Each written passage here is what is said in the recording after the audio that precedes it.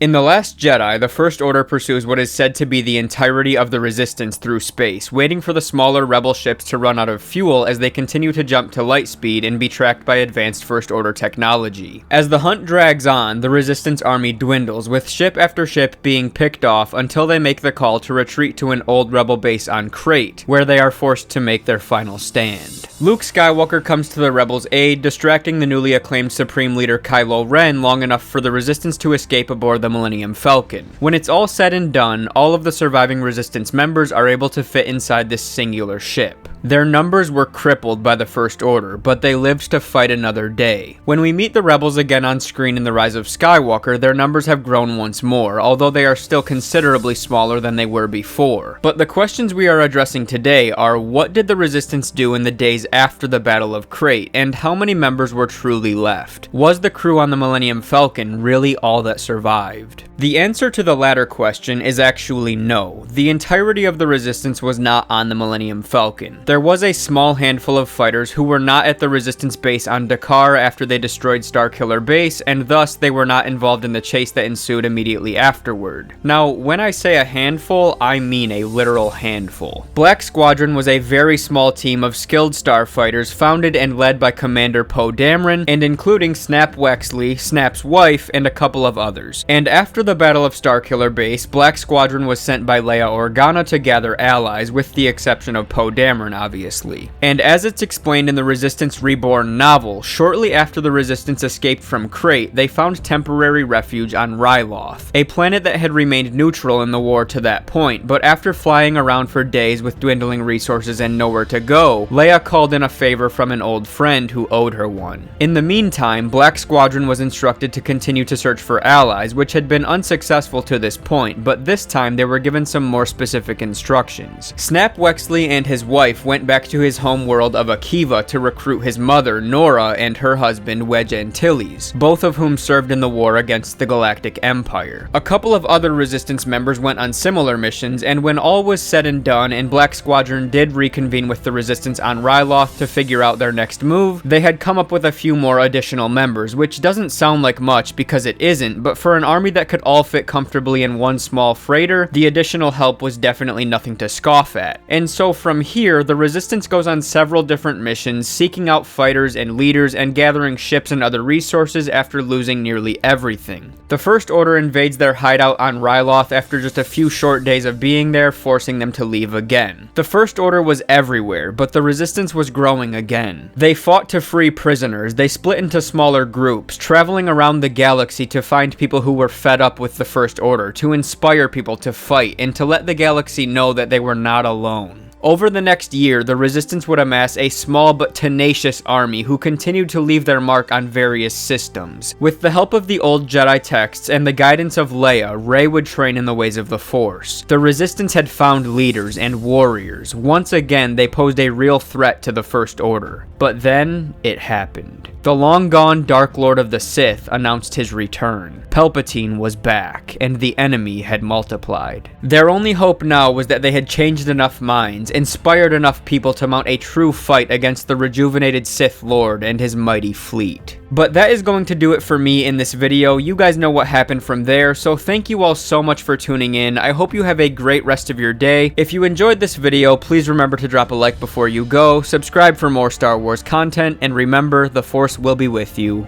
always.